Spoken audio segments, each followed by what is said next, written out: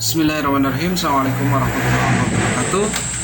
Kembali bertemu dengan saya Rahayu MPD pada mata kuliah Hak Asasi Manusia.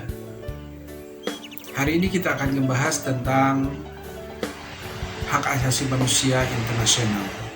Dalam hal ini kita akan membahas banyak tentang perjanjian internasional dan individu sebagai subjek hukum internasional.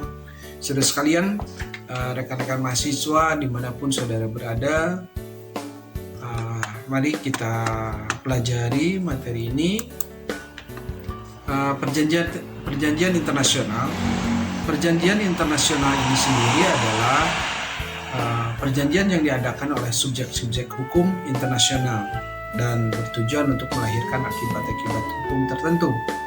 Termasuk di dalamnya adalah perjanjian internasional, yaitu perjanjian yang dibuat oleh negara dengan negara, antara negara dengan organisasi internasional atau organisasi internasional satu negara dengan negara yang lainnya. Perjanjian yang dibuat antara tahta suci dengan negara-negara. Dalam hal ini, perjanjian internasional adalah perjanjian yang dilakukan oleh subjek hukum internasional. Saudara sekalian, dalam perjanjian internasional kita mengenal perjanjian internasional sebagai hukum formal. Dalam hal ini berdasarkan pihak-pihak yang terlibat, diantaranya adalah perjanjian internasional yang dilakukan oleh dua negara. Dalam hal ini adalah perjanjian bilateral. Selanjutnya adalah perjanjian multilateral. Perjanjian multilateral biasanya dilakukan oleh banyak negara, lebih daripada dua negara. Selanjutnya, berdasarkan sifat perjanjian internasional ini mengikat perjanjian. Yang pertama adalah takrat kontak. Di dalam hal ini melahirkan akibat-akibat hukum yang hanya mengikat pada yang mengadakan perjanjian. Selanjutnya kita mengenal law making takrat. Dalam hal ini perjanjian yang akibat-akibatnya menjadi dasar ketentuan kaidah hukum internasional. Biasanya menjadi salah satu sumber hukum internasional. Selanjutnya kita di dalam hukum internasional ada ratifikasi hukum internasional. Dalam hal ini menyiapkan salinan naskah perjanjian terjemahan dalam rancangan undang-undang atau rancangan keputusan presiden tentang pengesahan perjanjian internasional yang dimaksud, setara dengan dokumen lain yang diperlukan oleh lembaga negara atau pemerintah, baik departemen maupun non-departemen. Dalam hal ini, ratifikasi hukum internasional itu akan berdampak pada pengajuan pengesahan perjanjian internasional dilakukan melalui menteri untuk disampaikan kepada presiden. Dalam ini biasa dilakukan oleh Menteri Luar Negeri. Selanjutnya, presiden mengajukan rancangan undang-undang tentang pengesahan perjanjian internasional yang telah disiapkan dengan surat presiden kepada pimpinan DPR. Saudara sekalian, di dalam ratifikasi hukum internasional, DPR membahas rancangan undang-undang yang diajukan presiden dalam jangka waktu paling lambat 60 hari sejak surat presiden diterima. Pembahasan RUU ini di DPR dilakukan oleh DPR bersama presiden atau menteri yang ditugasinya. Misalnya hukum, karena berhubungan dengan hukum internasional, ini yang bekerja adalah Menteri Luar Negeri. Selanjutnya, rancangan undang-undang yang telah disetujui bersama oleh DPR bersama presiden disampaikan oleh pimpinan DPR kepada presiden untuk disahkan menjadi undang-undang.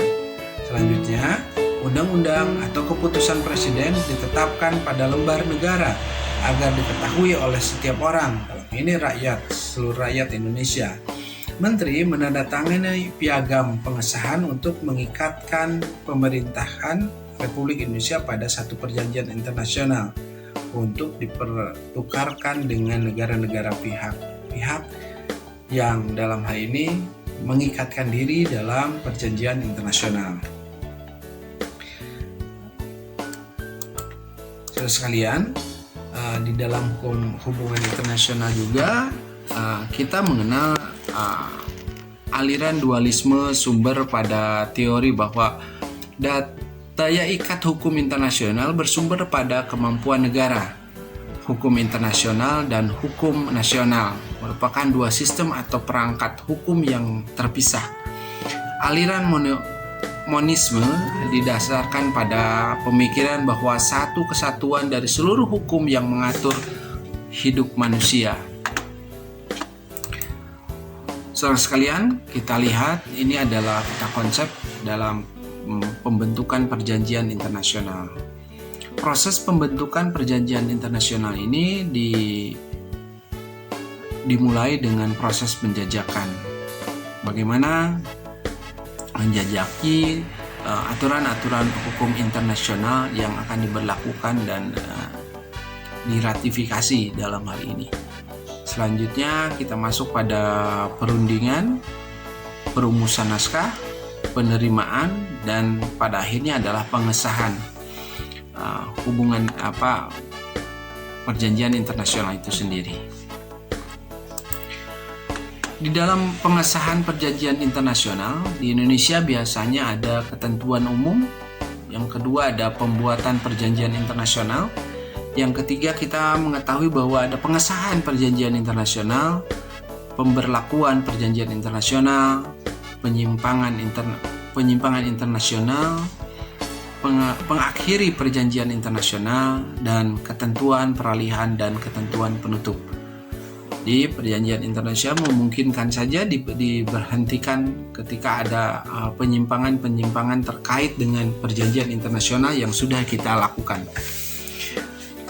Rekan-rekan mahasiswa dimanapun saudara berada, ada subjek hukum internasional, diantaranya adalah secara teoritis negara sebagai subjek hukum. Dilihat dari kasus-kasus bahwa perjanjian internasional diwakili oleh negara, individu sebagai subjek hukum, individu sebagai subjek hukum internasional yang sesungguhnya. Selanjutnya, secara praktis, sumber hukum internasional itu adalah subjek hukum internasional itu adalah negara. Dalam hal ini negara yang melakukan hubungan internasional atau perjanjian internasional. Selanjutnya, takhta suci, palang merah internasional, organisasi internasional, orang secara individu dengan penduduk warga negara satu negara dengan negara yang lain melakukan perjanjian internasional, itu pun jadi subjek hukum internasional, pemberontakan, dan pada akhirnya pihak dalam sengketa internasional, itu yang selalu menjadi subjek hukum internasional. Sekalian, kedaulatan negara. Dalam kedaulatan negara kita mengenal ada istilah sudut intern kedaulatan dipandang sebagai kekuasaan tertinggi dalam suatu kesatuan politik. Nah, ini disampaikan oleh John Bodin. Kedaulatan berkaitan dengan aspek mengenai hubungan antar negara, dipopulerkan oleh Grotius. Sekalian, untuk mempelajari hubungan internasional ini dan perjanjian internasional ini, saudara-saudara silakan bisa membuka perpustakaan online atau buku pegangannya untuk langsung dipelajari lebih lanjut. Terima kasih dan tetap semangat. Semoga apa yang saudara-saudara ingin raih tercapai dengan baik. Terima kasih. Saya Rahayu. Assalamualaikum warahmatullahi wabarakatuh.